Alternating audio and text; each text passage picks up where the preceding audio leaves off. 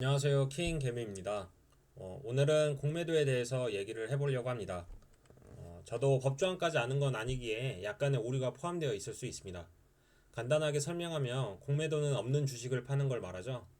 공매도에는 차익 공매도와 무차익 공매도가 있고요. 우리나라는 차익 공매도만을 인정하고 있습니다.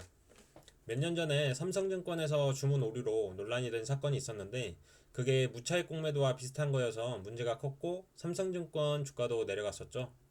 하지만 역시 처벌은 미미했고요. 공매도는 개미들이 싫어하는 제도인데요. 이유는 대부분의 개미들은 공매도를 할 수 없기 때문이죠.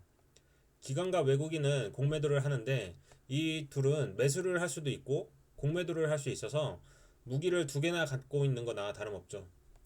그런데 개미들은 이러한 공매도의 위험성을 잘 모르는 것 같아서 공매도의 위험성을 설명하고 공매도가 나올 때는 어떻게 해야 하는지 방법에 대해서 설명하도록 하겠습니다. 공매도가 나오는 이유를 생각하면 크게 두 가지가 있는데요. 첫 번째는 기업 가치에 비해 주가가 비싸기 때문이고, 둘째는 신용이나 미수가 많을 때입니다. 그래서 매도 시점과 매수 시점의 차이를 이용해서 수익을 보려는 외인이나 기관이 있는 거고요. 그런데 이 공매도라는 게 상당히 위험성을 갖고 있는 걸 아셔야 그에 따른 대응을 할 수 있습니다. 첫 번째, 공매도는 무료로 하는 게 아닙니다. 공매도를 하기 위해선 누군가에게 주식을 빌려와야 하고 주식을 빌려올 때 공짜로 빌려오는 게 아니라 정확하지는 않지만 연 0.5%에서 2% 정도의 수수료를 주고 빌려옵니다. 증권사에 문의를 했었는데 증권사도 정확히 얼마인지는 모르는 것 같더라고요.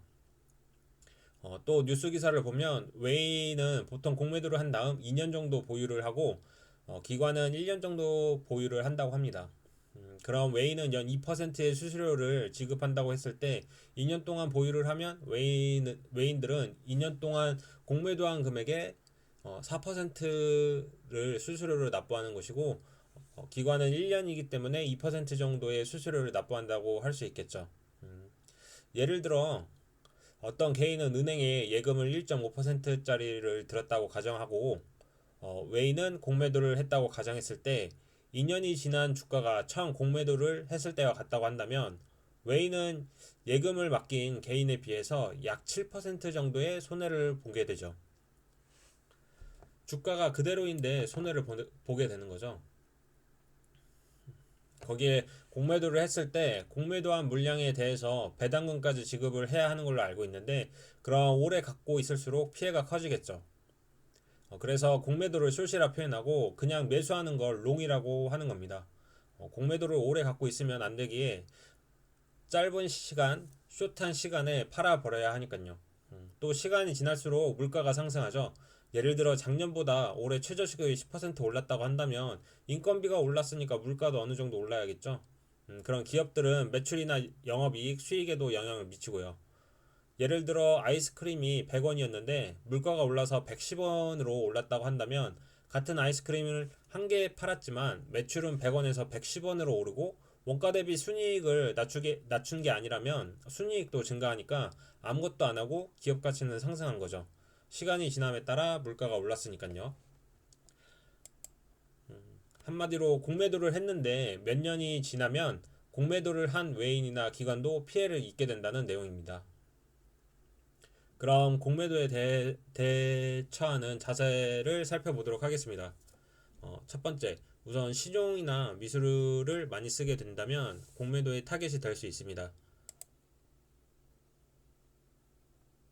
이유는 시간과 이자율에서 나오죠.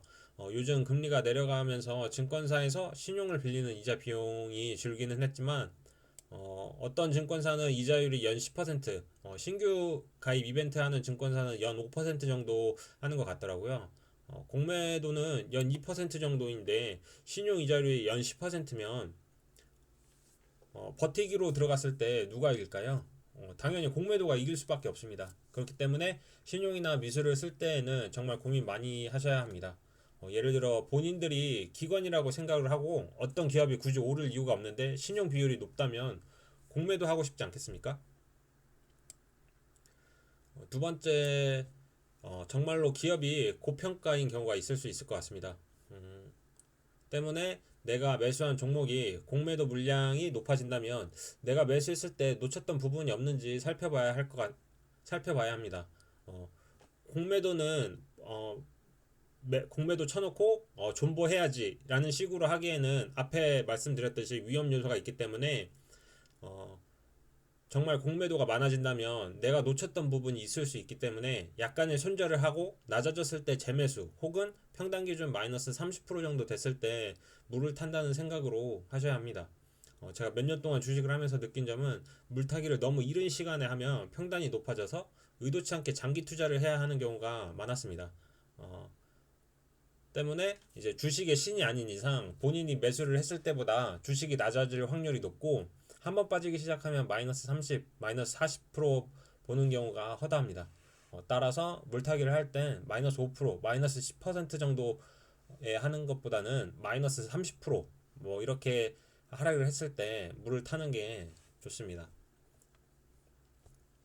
마지막으로 누구나 다 알고 있는 분산 투자입니다. 인간은 누구나 손절에 대해서 거부감이 있습니다. 그냥 갖고 있으면 실제로 돈이 없어진 건 아니기에 존버를 택하는 경우가 많습니다. 그렇기 때문에 나는 성격상 손절을 못할 것 같다 하시면 분산 투자 하세요. 네. 아니면 그냥 손절을 잘 하신다 해도 분산 투자 하세요. 분산 투자 하세요. 네. 저도 손절을 잘 못하지만 손절 진짜 중요합니다. 그럼 오늘은 여기까지입니다. 모두 현명하고 객관적인 투자하셨으면 좋겠습니다. 안녕.